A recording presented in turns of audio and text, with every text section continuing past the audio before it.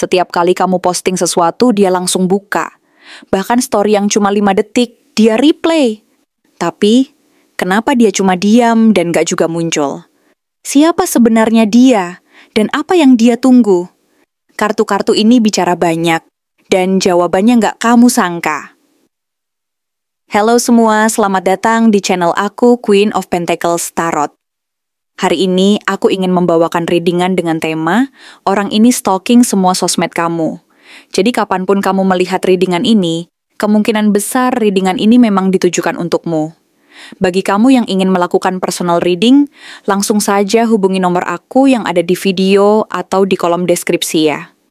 Oke, langsung saja kita mulai. Kartu pertama yang keluar adalah Nine of Pentacles.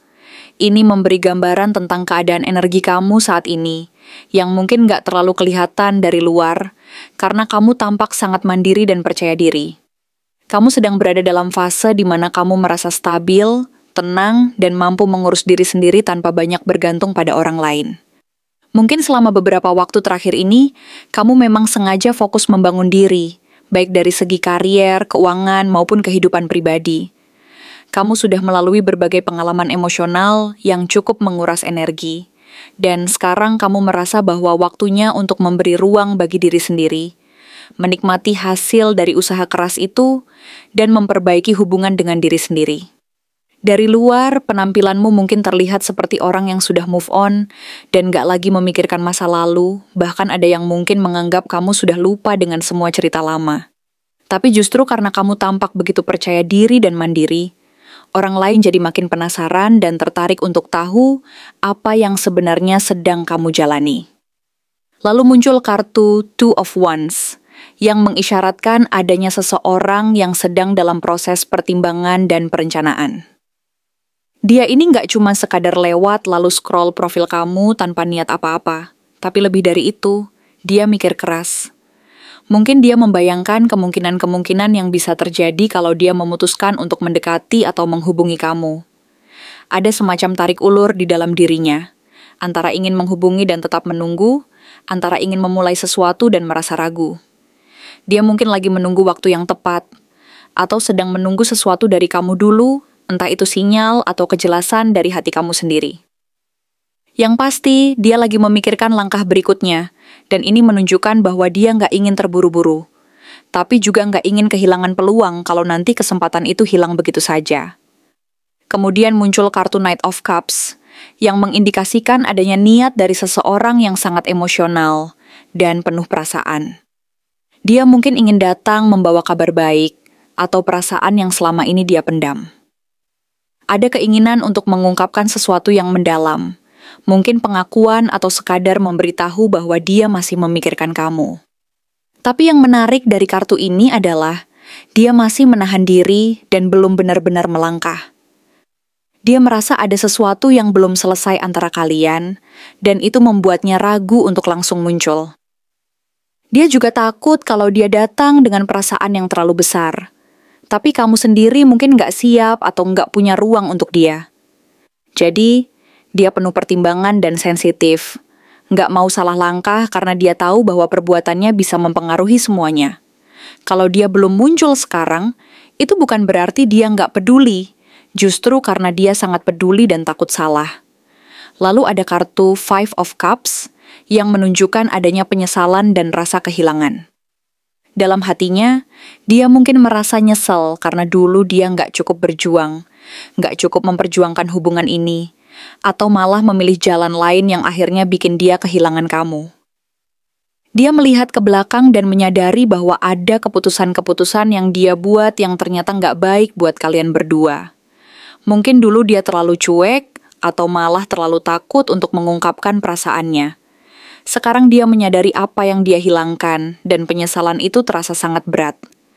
Dia merasa seperti orang yang berdiri di depan jendela sambil melihat hujan turun, dan di dalam hati bertanya-tanya, apa yang bisa dia ubah kalau waktu bisa diputar kembali? Tapi kenyataannya, hidup nggak seperti film yang bisa diputar ulang, dan yang bisa dia lakukan sekarang hanyalah melihat dari kejauhan, mengikuti perkembangan kamu lewat sosial media, dan berharap suatu saat ada kesempatan untuk memperbaiki semuanya. Selanjutnya, keluar kartu Ten of Wands yang menunjukkan bahwa dia sedang memikul beban berat. Beban ini bukan sekadar pikiran yang biasa, tapi lebih ke tekanan emosional dan mental yang dia rasakan. Mungkin dia udah berusaha untuk berhenti mengikuti perkembangan kamu, memutuskan untuk nggak stalk lagi, atau bahkan menghapus jejak-jejak keberadaan dia di kehidupan kamu. Tapi tetap saja, dia seringkali kembali lagi, karena pikirannya belum benar-benar bisa tenang dan move on. Ada sesuatu yang membuat dia terus-terusan mengingat dan memikirkan kamu, dan itu menjadi beban yang cukup berat untuk dia tanggung sendiri. Dia belum mampu jujur pada dirinya sendiri dan mengungkapkan perasaan sebenarnya, sehingga semua rasa itu tertahan dan tertekan di dalam hati. Beban ini semakin memberat jika dia merasa nggak ada jalan keluar dan merasa bahwa dia harus menanggung semuanya sendiri tanpa ada yang tahu apa yang sebenarnya dia rasakan. Terakhir, keluar kartu Five of Wands yang menggambarkan konflik batin yang cukup kuat. Ada pergolakan di dalam dirinya yang membuatnya merasa bingung dan terpecah. Di satu sisi, dia sangat ingin maju dan menghubungi kamu lagi, ingin membuka komunikasi dan memperbaiki hubungan yang pernah ada. Tapi di sisi lain, dia takut dan merasa tidak yakin, apalagi jika dia melihat kamu tampak bahagia dan dikelilingi orang-orang baru.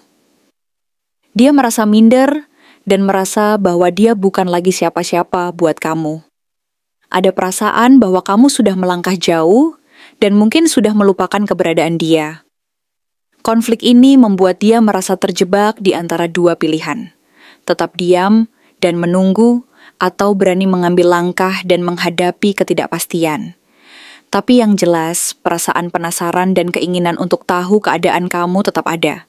Meskipun dia merasa takut dan ragu. Jika kamu merasa ada gerak-gerik aneh dari seseorang akhir-akhir ini, seperti tiba-tiba muncul di story tapi nggak follow, atau muncul di explore, bahkan sampai mimpiin dia padahal udah lama nggak kepikiran, itu bisa jadi pertanda bahwa energi dia masih tertarik dan mengait ke kamu. Secara alam bawah sadar, dia masih merasa tertarik dan mungkin masih menunggu waktu yang tepat untuk mendekati kamu lagi. Tapi semuanya tergantung dari pilihan kamu juga. Apakah kamu mau membuka pintu atau menutupnya rapat-rapat? Kalau kamu masih merasa penasaran dan ingin tahu apa yang sebenarnya dia rasakan, mungkin kamu bisa memberi sedikit sinyal kecil, misalnya dengan menunjukkan bahwa kamu juga nggak sepenuhnya menutup kemungkinan. Tapi kalau kamu sudah merasa cukup dan ingin melanjutkan hidup tanpa beban lama, sebaiknya jaga energi kamu agar nggak terjebak lagi dalam drama yang sebenarnya sudah selesai. Yang terpenting adalah, kamu harus tahu mau melangkah kemana. Apakah tetap menengok ke belakang dan menunggu, atau berani melangkah maju dan fokus pada kehidupan kamu sendiri.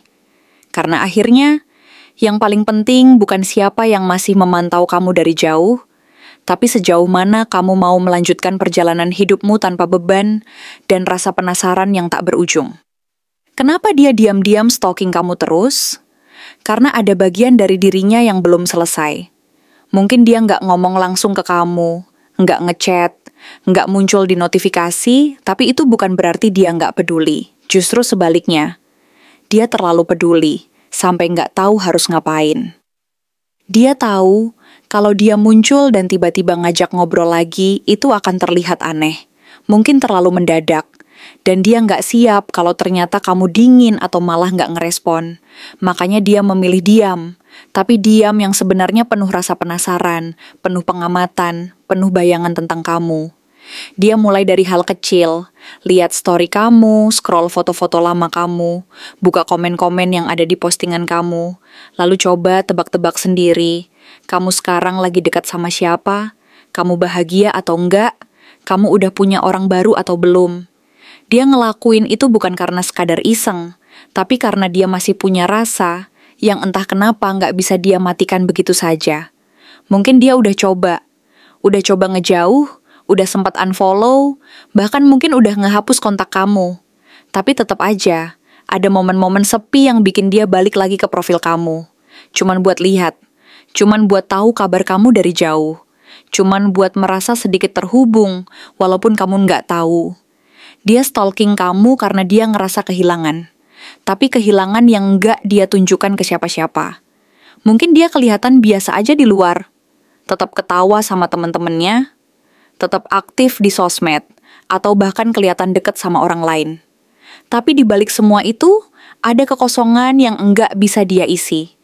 Dan satu-satunya cara buat sedikit mengisi kekosongan itu adalah dengan tetap terhubung ke kamu, meskipun cuma dari layar. Ada juga rasa penasaran dalam dirinya. Dia penasaran, kamu sekarang udah sejauh apa? Bukan cuma soal status, tapi soal kehidupan kamu secara keseluruhan. Kamu bahagia nggak? Kamu masih inget dia atau udah benar-benar lupa? Kamu pernah mikir untuk menghubungi dia juga? Atau kamu bahkan udah nggak kepikiran sama sekali? Penasaran-penasaran kecil ini, kalau dipendam terus bisa jadi kebiasaan. Dan itu yang sekarang terjadi sama dia. Dan yang lebih dalam lagi, sebenarnya dia juga sedang bertanya-tanya ke dirinya sendiri. Kenapa aku masih kayak gini ya? Kenapa aku masih kepikiran dia? Dia pun nggak ngerti sepenuhnya. Karena logika dia mungkin udah bilang kalau semua ini harusnya udah selesai. Tapi hati dia belum bisa ngejar logika itu. Ada bagian dari masa lalu yang tertinggal, dan itu nempel di kamu. Jadi setiap kali dia buka profil kamu, itu kayak buka jendela kecil ke masa-masa yang dia kangenin. Walaupun dia nggak mau ngakuin itu secara terang-terangan. Bisa juga dia masih punya harapan kecil, bahwa suatu hari nanti kamu akan sadar. Atau mungkin kamu juga diam-diam kepo soal dia. Dia pengen tahu masih ada kemungkinan atau enggak. Tapi dia juga nggak berani buat tanya langsung. Jadi dia cari tahu lewat cara paling aman. Jadi pengamat. Jadi orang yang nggak terlihat, tapi ada. Dan sebenarnya, dia berharap kamu juga bisa ngerasa kehadirannya walau samar.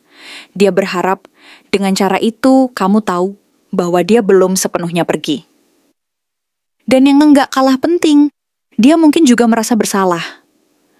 Kalau dia adalah orang yang menyakiti kamu, atau orang yang ninggalin kamu, maka stalking ini bisa juga jadi bentuk penebusan rasa bersalah. Dia tahu dia salah, tapi dia nggak tahu cara memperbaikinya. Jadi dia memilih cara yang nggak akan menambah luka baru. Tetap memperhatikan kamu dari jauh, tanpa menyentuh hidup kamu secara langsung. Tapi dalam hati, dia tahu itu nggak cukup. Dan diam-diam, dia berharap punya cukup keberanian untuk suatu hari buka pembicaraan.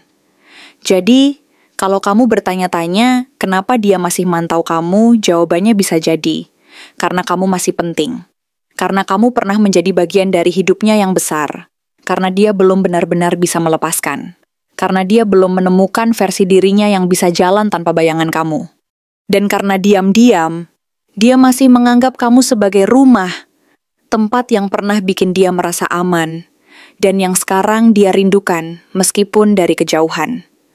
Mungkin kamu nggak tahu semua ini. Mungkin kamu bahkan udah nggak peduli.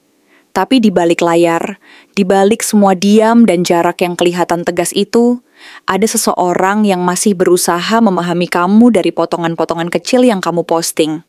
Dan setiap klik, setiap view, setiap momen dia buka akun kamu, itu adalah cara dia bilang, aku belum selesai. Tanpa harus bilang secara langsung.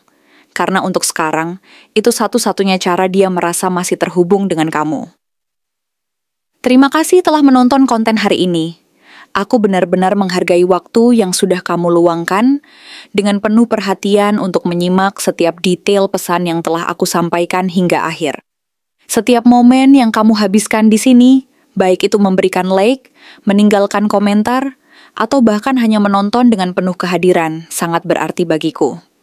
Jangan lupa untuk memberikan like pada video ini, meninggalkan komentar dengan pendapat atau refleksi yang kamu dapatkan, serta klik tombol subscribe untuk terus mendapatkan konten-konten menarik berikutnya. Jika kamu merasa bahwa pesan yang aku sampaikan hari ini resonate dengan kamu, tuliskan resonate sebanyak-banyaknya di kolom komentar.